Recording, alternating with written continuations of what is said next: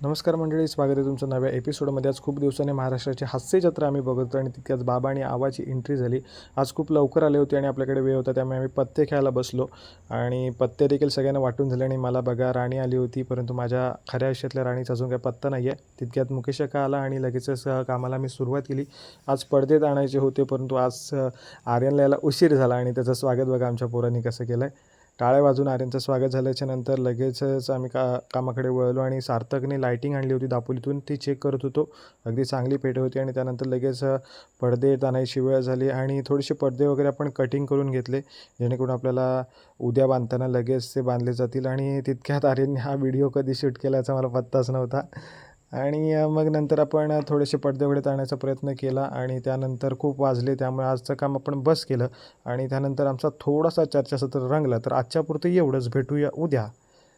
चला bye, good night.